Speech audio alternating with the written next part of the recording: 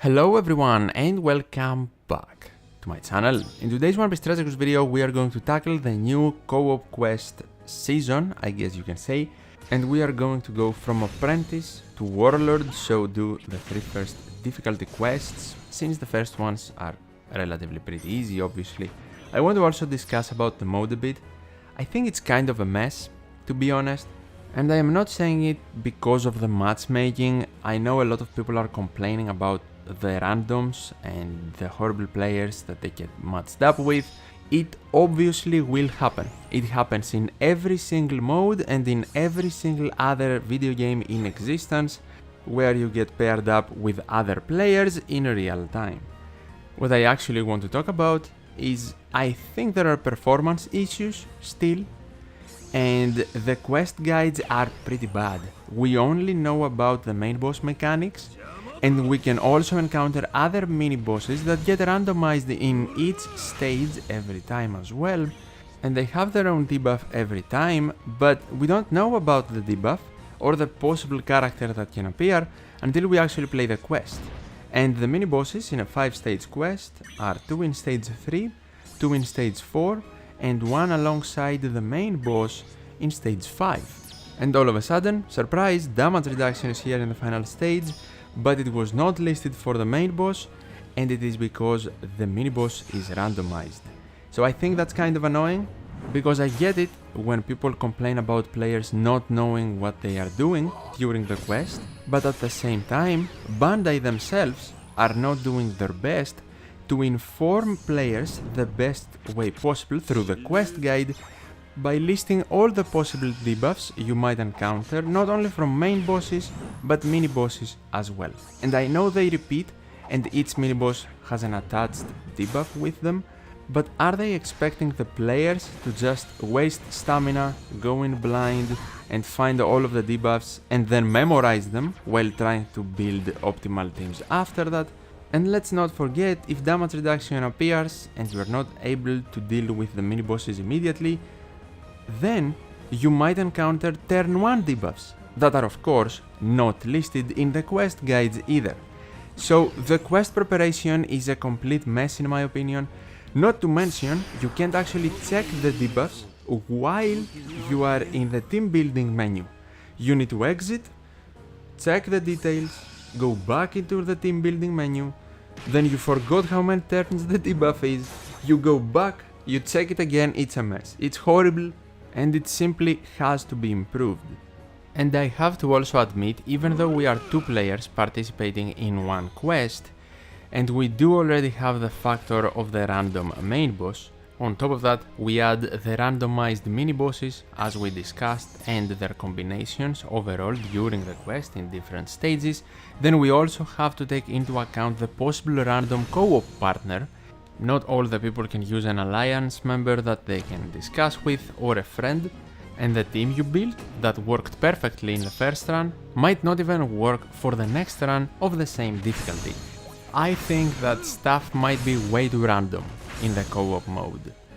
Let me quickly explain my team for the second difficulty. It is the captain difficulty, and I mainly focused on the different main bosses, so this team can deal with all of them very easily, and then I wanted to throw as many guaranteed drop boosters as possible, and that is why we have 6+ Lucci here, Pirating Adventures Mihawk, and 5+ Blitzbad Luffy. They can also help in their own way as well of course, and generally in lower difficulties it is easier to build around the main bosses, specifically because of the buffs that the mini bosses get or the debuffs they provide respectively are not that strong. The co-op captain I am using here is Rare Recruit Q Robin, and the reason I'm using her is because she's RCV style, so if you increase the RCV style special level of your co-op captain to 3 or higher, they can remove 2 turns of a debuff applied to the crew, while also providing healing, and healing might be important for survivability if we want to stall in stages 3 or 4 here. But I also have a lot of luck on this Robin because I have pulled her multiple times. If you want to use someone else, feel free to do so depending on your box and the amount of luck your units have. For the main bosses, there can be 5 different ones. Versus Lucci, I don't have anything specific. To deal with Magellan, Ace is huge help to deal with paralysis and damage nullification. To deal with Akainu, who I also got here, we have Hold'em, who can remove Threshold, we don't care about Burn. To deal with Enel, Ace once again can help with paralysis, and Pirating Adventures Mihawk can remove his damage reduction. And versus Moria, we have Hold'em, who can help with his barrier, and then we can easily defeat him. And Hold'em can also help with Marco's barrier, in case he happens to appear in the final stage as well, as you can see here. In this specific run though, my teammate was the MVP of the final stage, I didn't even do anything, and that is because he built a team around 6-star V1 Gear 5 Luffy, who is amazing for Pirating Adventures, simply because if you are in his Gear 5 state, he can then ignore defensive effects, except defense up. But for that, you can just pair him up with a defense up remover or reducer if there is no immunity, and then he can also provide good slots and very good damage. So without a doubt, one of the best units in the game is also amazing for co-op quests. Versus the Warlord difficulty, let's talk about my team more. We are actually going to use 10th anniversary Shanks as our captain. Here my co-op captain is still the same rare recruit Robin. And versus Lucy, we can have a lot of help from Lucci to deal with defense up, Sockets to deal with despair, and Makino support on Shanks to remove the low chain lock. Versus Usopp, Shanks is huge help because he can remove his barrier and also remove bind completely with his captain ability. Versus Doflamingo, Zoro is the MVP here, who can completely remove paralysis and threshold.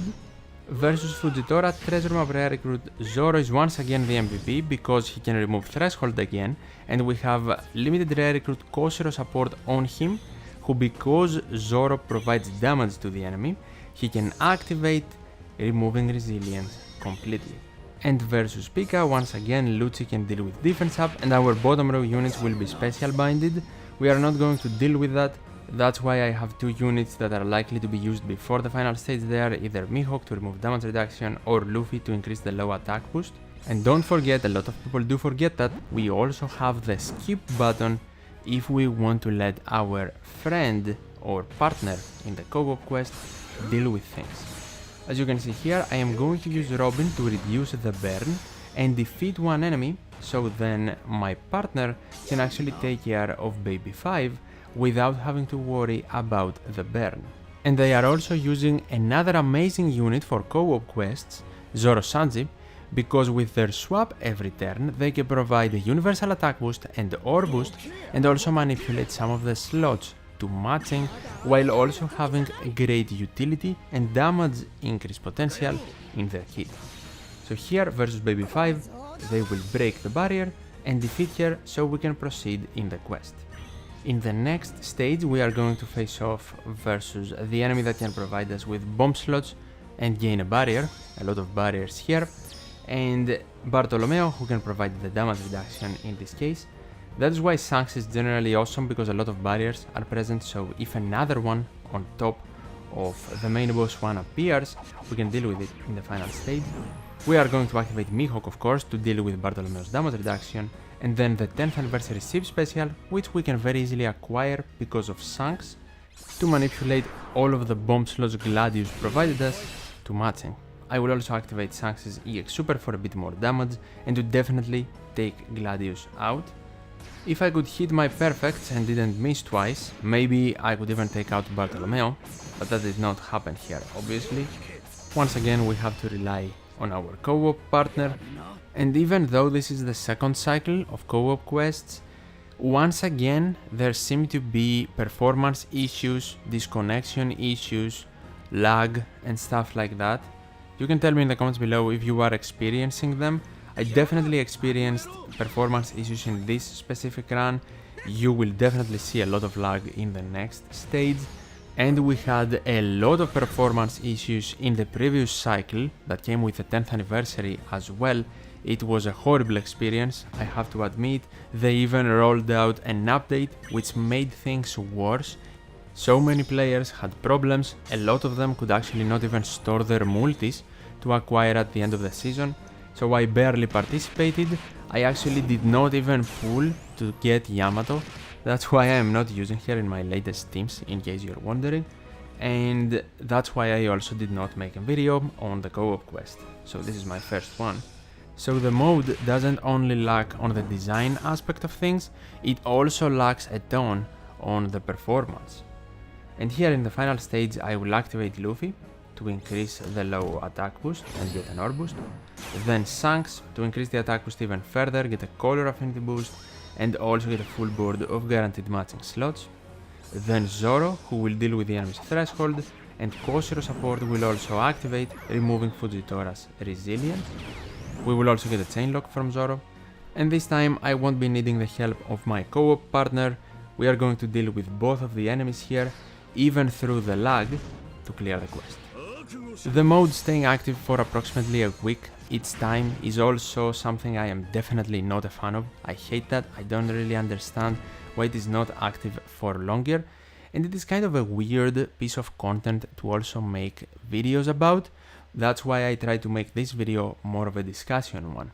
Hopefully you enjoyed it. Let me know in the comments down below if you want to see more co-op quests, and also let me know how do you feel about the mode in general. And as always, thank you so much for watching, take care, and I'll see you in the next one.